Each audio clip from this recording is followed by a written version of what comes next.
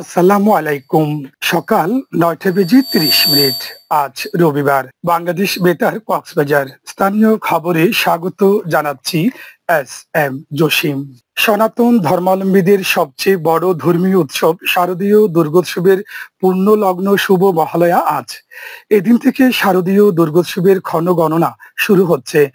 ভোরের আলো ফুটে ওঠার সঙ্গে সঙ্গে পিতৃপক্ষ শেষে শুরু হচ্ছে দেবীপক্ষ। চণ্ডীপাঠের মধ্য দিয়ে বর্তে দেবী দুর্গাকে জানানো হবে আহ্বান।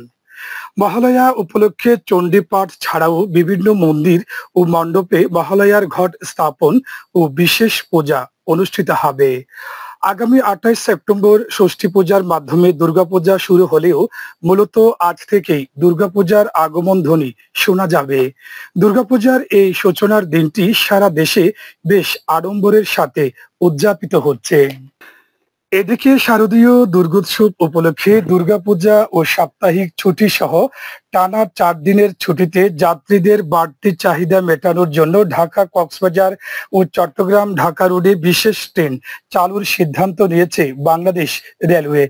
আগামী ৩০ সেপ্টেম্বর থেকে ৪ অক্টোবর পর্যন্ত ঢাকা কক্সবাজার রুটে ৩ জোড়া এবং ঢাকা চট্টগ্রাম রুটে ১ জোড়া পূজা স্পেশাল ট্রেন চলবে বলে জানিয়েছে রেলওয়ে কর্তৃপক্ষ।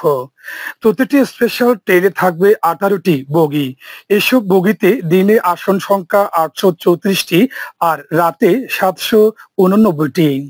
রেলওয়ে কর্মকর্তারা জানায় ৩০ সেপ্টেম্বর চট্টগ্রাম ঢাকা রুটে স্পেশাল ট্রেন দুপুর ২টা ৪৫ মিনিটে ছেড়ে রাত ৮টায় ঢাকায় পৌঁছাবে। এদিন রাতে কমলাপুর থেকে কক্সবাজারগামী ট্যুরিস্ট স্পেশাল ট্রেনটি ছাড়বে রাত ১০:৩০টায়। ১ অক্টোবর কক্সবাজার থেকে ঢাকাগামী ট্যুরিস্ট স্পেশাল বেলা ১১:৩০টায় ছেড়ে রাত ৮টায় পৌঁছাবে। ওই দিন রাতেও ঢাকা থেকে কক্সবাজারে চলবে ট্যুরিস্ট স্পেশাল। আবার ৩ অক্টোবর বেলা ১১:৩০টায় কক্সবাজার থেকে ছেড়ে যাবে ট্যুরিস্ট স্পেশাল এবং রাতে ঢাকা থেকে কক্সবাজারে ফিরে আসবে। ৪ অক্টোবর একই সময় অনুযায়ী ট্যুরিস্ট স্পেশাল ট্রেনটি চলবে। একই দিন রাতে ঢাকা থেকে চট্টগ্রামগামী চট্টগ্রাম স্পেশাল ছেড়ে যাবে রাত ১০:৩০টায় এবং ভোর ৪:৩০টায় পৌঁছাবে চট্টগ্রামে।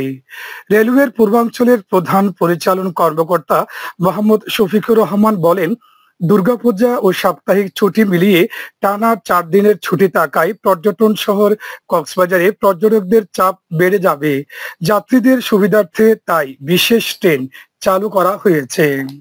আসন্ন ৩০ সেপ্টেম্বর জাতিসংঘে রোহিঙ্গা বিষয়ক সম্মেলনের আগে কক্সবাজারে কোস্ট ফাউন্ডেশনের উদ্যোগে মতবিনিময় সভা অনুষ্ঠিত হয়েছে।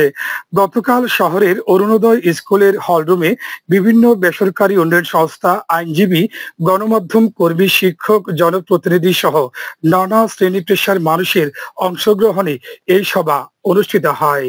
সংস্থাটির নির্বাহী পরিচালক এম রেজাউল করিম চৌধুরীর সভাপতিত্বে সভায় সুপেয় পানি সংকট নিরসন, আবাদি জমি পুনরুদ্ধার ও কার্যকর বর্জ্য ব্যবস্থাপনায় জাতিসংঘ সহ আন্তর্জাতিক সম্প্রদায়ের বিনিয়োগের আহ্বান জানানো হয়। অনুষ্ঠানের শুরুতে রোহিঙ্গাদের আশ্রয় দিতে গিয়ে পানি ও আবাদি জমির উপর প্রভাব এবং বর্জ্য সৃষ্টির প্রামাণ্যচিত্র প্রদর্শন করা হয়। এতে সম্ভাব্য সমাধান হিসেবে বর্জ্য আলাদা করে সার ও রিসাইক্লিং পদ্ধতি, বৃষ্টির পানি সংরক্ষণ, পরিত্যক্ত পুকুর পুনঃখনন, ভূগর্ভস্থ পাড়ের সীমিত ব্যবহার এবং নাফ নদী বা সমুদ্রের পানি লবণমুক্ত করে রোহিঙ্গা শিবিরে সরবরাহের প্রক্রিয়ার উপর জোর দেওয়া হয়। উখিয়ায় সামাজিক দ্বন্দ্ব নিরসন ও আইনি সহায়তা সংশোধন বিষয়ক সচেতনতামূলক মেডিয়েশন কনফারেন্স অনুষ্ঠিত হয়েছে।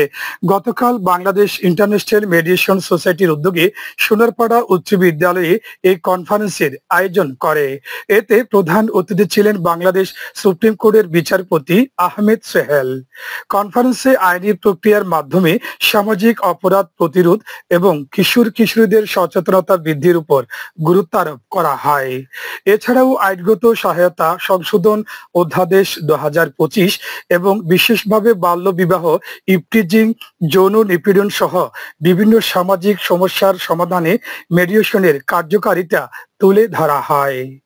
এ সময় ভারপ্রাপ্ত জেলা ও দায়রা জজ মামুনুর রশিদ সহ অন্যান্যরা বক্তব্য রাখেন। কনফারেন্সে জেলার বিভিন্ন স্কুলের শিক্ষার্থী ও প্রশিক্ষণপ্রাপ্ত মেডিসন সদস্যরা অংশগ্রহণ করেন। কক্সবাজার শহরে বিশেষ অভিযানে চিহ্নিত ৬ ছিনতাইকারীকে গ্রেপ্তার করেছে পুলিশ। গত ২ দিনে শহরের বিভিন্ন এলাকায় এই অভিযান চালানো হয় বলে জানান সদর মডেল থানার ভারপ্রাপ্ত কর্মকর্তা ওসি ইলিয়াস খান। গ্রেপ্তার সকলে শহরের সমিতিপাড়া, কস্তুরাঘাট, ননিয়ারছড়া, পূর্ব ঘোনারপাড়া ও মোজাহারপাড়া এলাকার বাসিন্দা। ওসি বলেন, গ্রেপ্তারকৃতদের বিরুদ্ধে সংশ্লিষ্ট মামলায় আইনগত ব্যবস্থা নিয়ে আদালতে প্রেরণ করা হয়েছে। আবহাওয়া এখন জানিয়ে দিচ্ছি বাঁকখালী নদীর মোহনা ও সংলগ্ন এলাকার সামুদ্রিক জোয়ার ভাটার সময়সূচি। আজ ভাটা শুরু হবে সকাল 10টা 19 মিনিটে, চলবে বিকেল 4টা 54 মিনিট পর্যন্ত। খবর শেষ হলো। আমাদের পরবর্তী খবর প্রচারিত হবে আজ দুপুর 2টো বেজে 30 মিনিটে।